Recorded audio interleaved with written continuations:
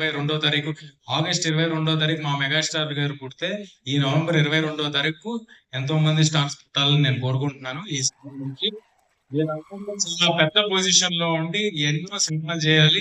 ఇండస్ట్రీకి చాలా చాలా సినిమాలు నంబర్ ఆఫ్ ఫిల్మ్స్ రావాలని కోరుకుంటున్నాను. విక్రమ్ గారికి ఆల్ ద వెరీ బెస్ట్. చాలా కాలం నుంచి ఈ సినిమా పట్టుకుంటుంది.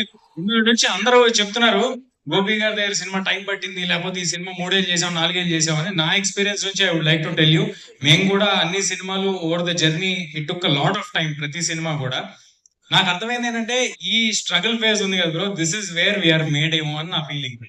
అంటే ఇక్కడే మనం మన మన ఆలోచనలు, మన అభిప్రాయాలు, మనకి ఏది రైట్ ఏది రాంగ్ అనేది ఇక్కడే ఫామ్ అవుతాయేమో అనేది నేను అనుకుంటున్నాను. బట్ ఏమో టూ ఎర్లీ ఏమో నేను చెప్పడానికి.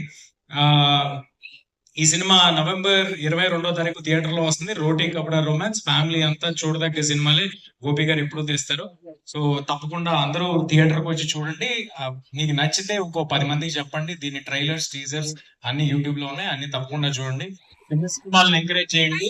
చిన్న సినిమాలు బాగుంటే ఇలాంటి ఎంతో మంది హీరోస్ వస్తేనే మా ఇండస్ట్రీ బాగుంటుంది.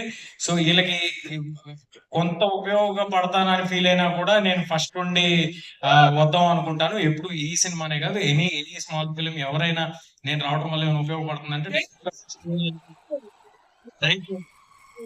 ఫస్ట్ ఉందామని ఫీల్ అవుతాను.